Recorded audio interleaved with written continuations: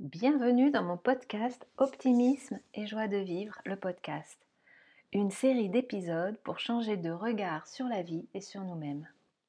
Je suis Valérie Segré, sophrologue depuis 2018 et thérapeute quantique depuis plus de 3 ans. Récemment, je suis devenue praticienne en massage du ventre Chin et Tsang. J'offre des consultations en cabinet et à distance pour les séances quantiques et les séances de sophrologie. Dans la vie, je suis passionnée par les pratiques permettant de mieux se connaître et de reconnecter à sa véritable nature. À travers mes soins et la sophrologie, j'explore les différentes origines des blocages psychocorporels et émotionnels.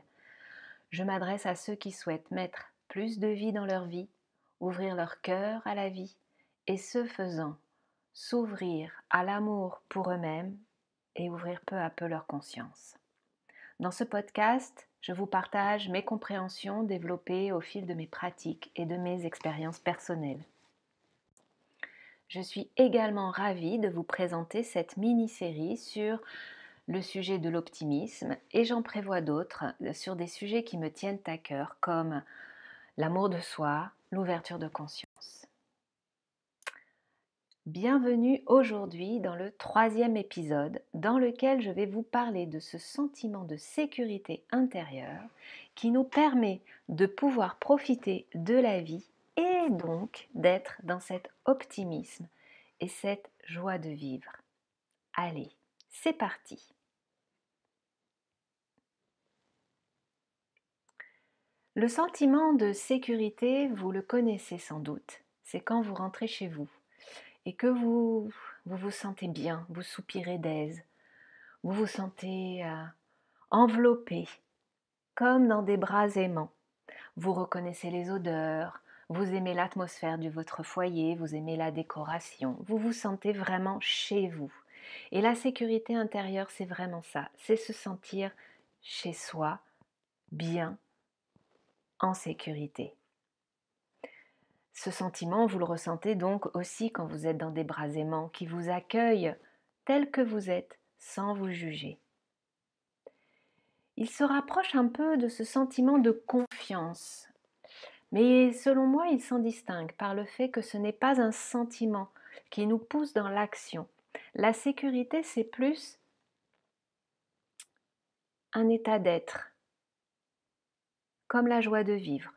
La confiance, avoir la confiance et la ressentir quand on en a besoin, surtout quand on veut entreprendre des projets. La sécurité, c'est vraiment être dans cet état de paix intérieure, de sécurité et de se sentir solide intérieurement. Selon moi, la joie de vivre ne peut pas être complète si nous vivons dans une insécurité intérieure. La sécurité intérieure est vraiment complexe à ressentir de manière permanente. Souvent, nous croyons que pour être en sécurité, pour nous sentir en sécurité, nous avons besoin d'une aide extérieure. Nous avons besoin d'un toit sur la tête, de portes qui ferment bien à clé, de personnes qui sont à nos côtés, qui nous protègent, et puis d'autres qui nous soutiennent. Et puis nous croyons qu'il nous faut de l'argent, beaucoup d'argent pour pouvoir nous sentir vraiment à l'aise, pour ne serait-ce déjà que pour manger, pour survivre, mais aussi pour tout le reste.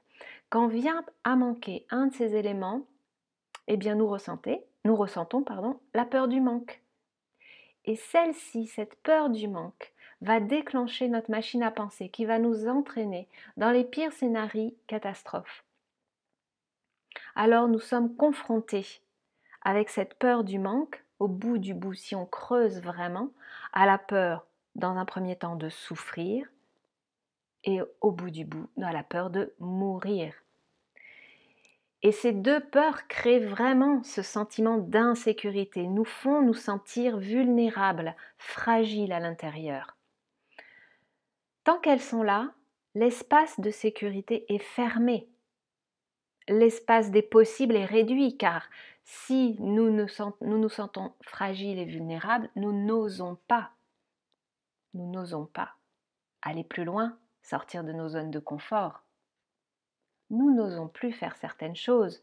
Même nous n'osons pas, nous ne nous autorisons pas à être qui nous sommes, avec une pleine confiance que ça suffit d'être simplement qui nous sommes.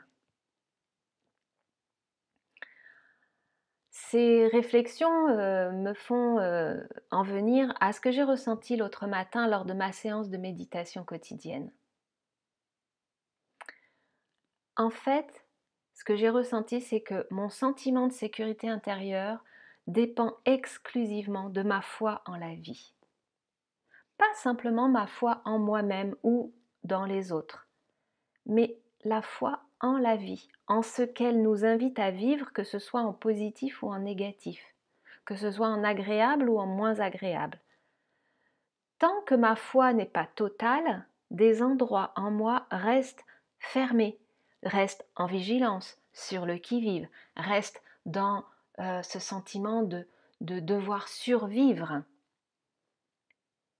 Et là, c'est là que je prends conscience que dans ces endroits fermés, dans ces endroits d'insécurité, je ne m'autorise pas à rayonner pleinement. Alors vous me direz, mais comment on fait? Comment on fait pour faire grandir cette foi en la vie et comment on fait pour ressentir ce sentiment de sécurité? Alors pour ma part, c'est un processus en cours qui progresse, mais qui n'est pas total encore. Mais la méditation est vraiment pour moi un grand moyen d'enseignement. Je prends conscience à chaque fois que je médite que c'est en adoptant un nouveau mode de fonctionnement de pensée, un nouveau schéma de pensée, que je vais pouvoir gagner en assurance, gagner en foi, gagner en sécurité. Nous pouvons choisir d'envisager ce qui nous arrive selon plusieurs angles. Alors nous pouvons décider, inconsciemment ou consciemment, de rester dans la position de la victime, celle qui pense que tout vient de l'extérieur, que ce soit le bon comme le mauvais, et que donc la vie est responsable, les événements qu'elle vit sont dus à des choses extérieures, des personnes extérieures. Ces personnes-là vont rester dans des discours du style « je n'ai pas de chance », la vie n'est pas tendre avec moi. La vie est vous savez, cette espèce d'expression terrible qui est la vie est une assiette de merde et on en mange chaque jour une cuillère. Je suis désolée pour les mots un peu grossiers. C'est une expression que j'ai déjà entendue et que j'ai moi-même utilisée. Et puis, il y a cette autre façon de penser, considérer que tout est miracle, tout est merveille dans la vie, et c'est alors ouvrir son champ des possibles, ouvrir à la magie de la vie, observer les signes, chaque petit signe qui est proposé chaque jour par la vie, par les circonstances, et qui nous mettent sur la voie de ce qui est bon pour nous. Alors moi, je suis vraiment dans cette acquisition de ce schéma de pensée. Je suis vraiment dans ce travail, mais je vois à quel point je me sens beaucoup plus légère depuis que j'ai décidé vraiment d'entrer à pieds joints, les deux pieds sur ce chemin de la foi en la vie et, et du coup de la sécurité intérieure. Parfois, mon mental humain résiste encore parce que les vieux schémas sont vraiment enquistés, ils sont vraiment creusés. Et pour tracer des nouveaux chemins, eh bien, il faut du temps. Mais je mesure, quand je décide de regarder la vie sous cet angle, je mesure à quel point la vie nous veut du bien. Quand par exemple, elle fait coïncider deux événements pour deux personnes qui se connaissent, mais pour que les deux, finalement, eh bien, ils trouvent leur compte, que leur intérêt est récompensé, leur intérêt est satisfait, alors que c'était pas du tout comme ça qu'on l'avait prévu. Je peux vous raconter une anecdote dans mon activité parallèle qui me permet de joindre les deux bouts. J'ai vécu quelque chose de cet ordre-là cet été. J'étais en train de demandé si je n'allais pas chercher un autre travail avec plus d'heures parce que ça commençait à être un petit peu compliqué financièrement. Et puis, au même moment, dans cette activité que j'exerce à côté, une de mes collègues a alors démissionné. Et du coup, on s'est retrouvés dans l'urgence de combler les heures parce qu'elle est vraiment partie du jour au lendemain. Et du coup, on m'a demandé, est-ce que tu veux faire plus d'heures? Pile poil au moment où je me posais la question. Donc j'ai dit oui, bien sûr. Et puis au bout de 3 mois, la vie, en fait, pendant ces 3 mois, m'a proposé plus d'heures donc dans cette activité et plus d'heures dans mon activité principale. Ce qui fait que je me suis sentie un peu fatiguée.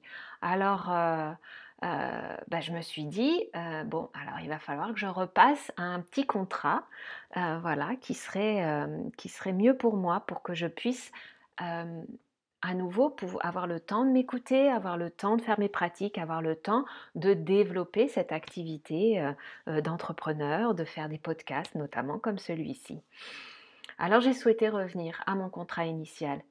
Au même moment, ma sœur cherchait un nouvel emploi. Alors elle est allée voir et elle a été recrutée parce que voilà, il fallait combler mon temps d'heure, mon contrat. Donc vous voyez, tout s'est enchaîné de manière très fluide et pour que ça satisfasse l'une et l'autre et d'autres personnes en fait. J'imagine que tout, comme tout est interconnecté, eh bien il y a eu des conséquences dans des vies de personnes que je ne connais pas. Tout était parfaitement orchestré. Et c'est dans cette conscience que tout s'orchestre toujours à merveille que nous allons pouvoir développer la foi en la vie. Nous allons développer la foi en nous-mêmes également et nous allons développer notre sentiment de sécurité intérieure. Alors j'entends déjà les gens dire oui mais alors dans nos vies parfois c'est un peu merdique hein, quand même, souvent ça coince. Voire c'est parfois la cata. Oui, très certainement. J'ai vécu comme vous des événements pas du tout agréables, plutôt difficiles. Certaines personnes vivent des choses vraiment terribles. Et comme le dit Mina Goll, qui est vraiment une référence pour moi parce que cette femme, elle est fantastique de résilience, elle est dans une joie de vivre alors qu'elle a perdu ses 2 enfants il y a 40 ans.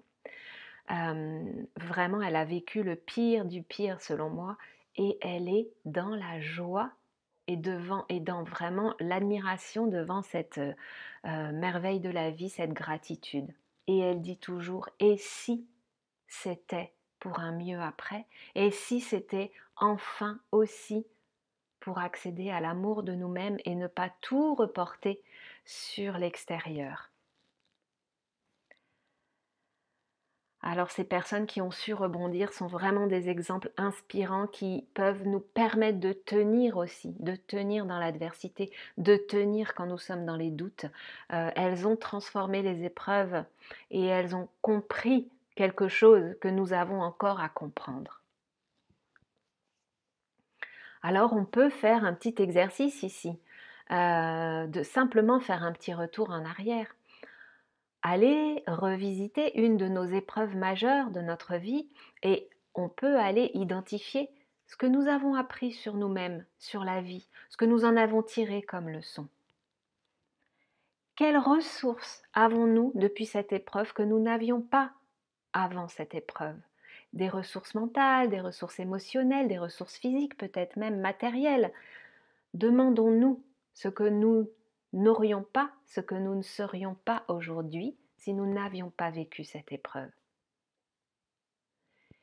Et puis, en allant observer vraiment les circonstances de ces événements, de ces périodes difficiles, peut-être que nous euh, pourrons noter, identifier des petites choses, des petits événements inattendus qui nous ont surpris, qui nous ont permis peut-être de faire le prochain pas, qui nous ont peut-être ouvert un nouvel horizon, une fenêtre sur quelque chose auquel nous ne pensions pas, auquel nous n'avions pas pensé. Peut-être que même cela nous a apporté quelque chose que nous ne désirions pas ou auquel nous ne pensions même pas et finalement c'était la bonne voie, c'était la bonne solution. Alors j'ai fait récemment avec une cliente une séance de sophrologie sur la solidité intérieure qui est quand même différente de ce sentiment de sécurité intérieure, mais qui s'en rapproche. Et c'est vraiment la méditation pour moi qui est vraiment la grande technique pratique que j'adore et qui me permet d'avancer, mais la sophrologie aussi qui est très puissante pour aller très vite dans la résolution d'une problématique. Cette séance a été vraiment forte parce qu'elle nous a fait prendre conscience, je dis nous parce que moi je vis les séances en même temps que mes clients, euh, que l'on pouvait aller chercher en nous-mêmes cette solidité intérieure. Et je suis convaincue, pour l'avoir expérimenté, qu'on peut aller chercher en nous cette part qui est sûre, qui est en sécurité à l'intérieur de nous, qui est en paix et n'a plus peur et n'a plus de doute. Voilà ce que je voulais vous partager sur la sécurité intérieure. Je vous donne rendez-vous pour notre prochain épisode qui sera autour de l'optimisme et du lâcher-prise, cette fameuse injonction que nous entendons partout, mais qui est, à mon sens, fondamentale pour voir advenir des merveilles dans nos vies. Je vous souhaite une très belle journée et je vous dis à très bientôt.